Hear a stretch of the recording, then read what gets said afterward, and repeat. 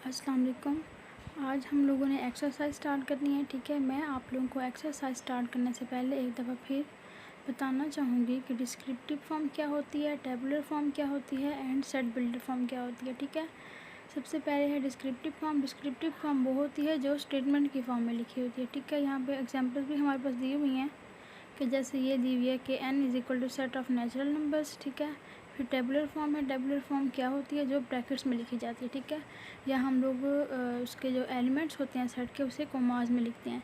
Like that A is equal to AEIOU। ठीक है, देखो ये देखें, ये ब्रैकेट में भी लिखे हुए हैं। ठीक है, एंड इनके दरमियान कोमास भी दिए हुए हैं, A, E, I, O, U। ठीक है, और जो सेट बिल्डर फॉर्म होती है वो हमारे पास इस फॉर्म में लिखी जाती है। ठीक है,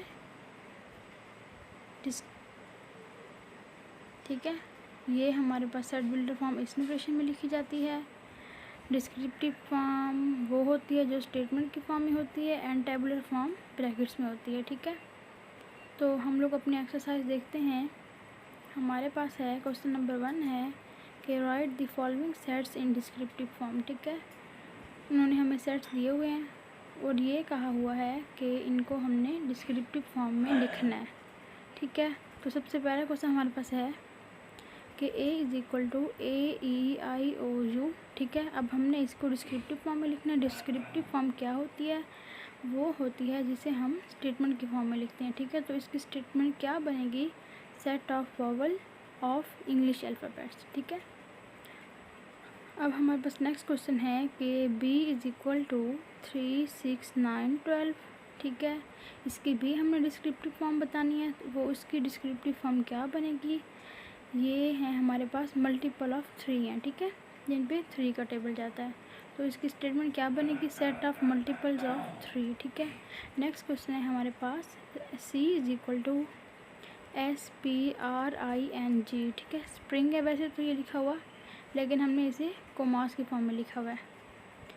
तो ये हमारे पास वैसे लिखा हुआ है टेबुलर फॉर्म में। ठीक है, लेकिन हम लोगों ने इसको बताना है कि डिस्क्रिप्टिव फॉर्म में ये किस तरह से लिखा जाएगा। ठीक है, तो इसकी डिस्क्रिप्टिव फॉर्म बनेगी set of letters of word spring.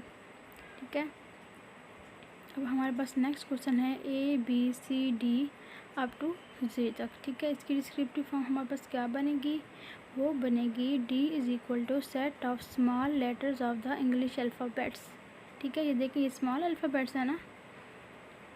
इसी तरह हमारे पास नेक्स्ट क्वेश्चन जो है वो है E इज़ इक्वल टू 6, 7, 8, 9, 10। ठीक है, कि हमारे पास जो E के एलिमेंट्स दिए हुए हैं वो हैं 6, 7, 8, 9, 10।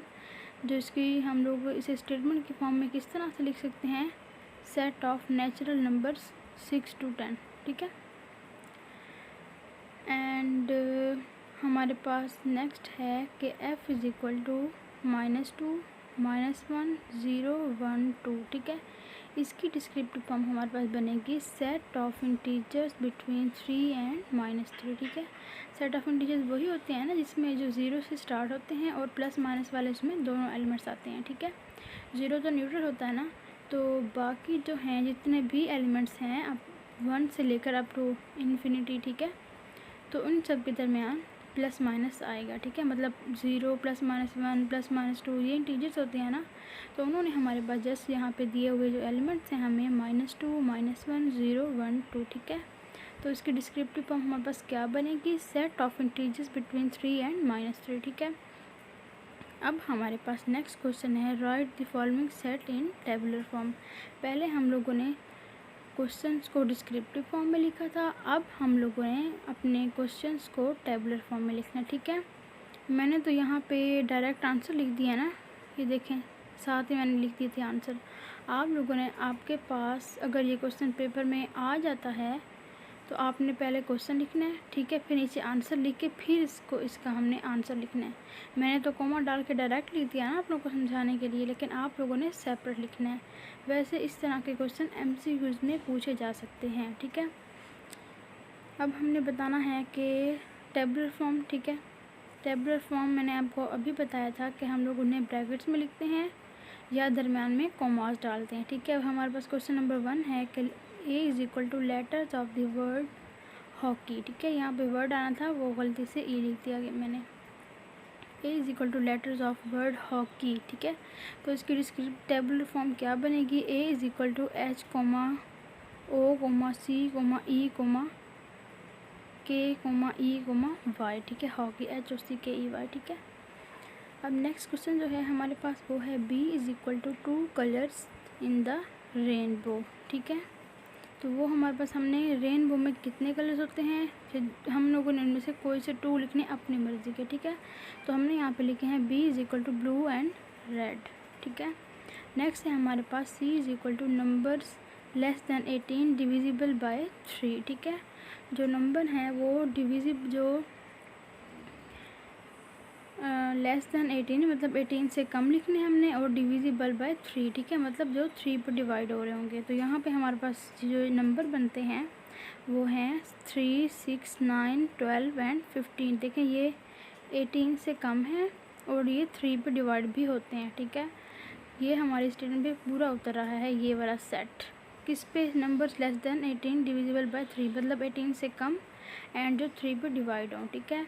नेक्स्ट है मल्टीपल्स ऑफ 5 लेस दैन 30, ठीक है, कि 5 के मल्टीपल और जो लेस देन हो 30 से, ठीक है। तो 5 के मल्टीपल क्या है हमारे पास, 5, 10, 15, 20, 25, ठीक है। ये मल्टीपल ऑफ 5 है, इस पर 5 का टेबल जाता है, ठीक है।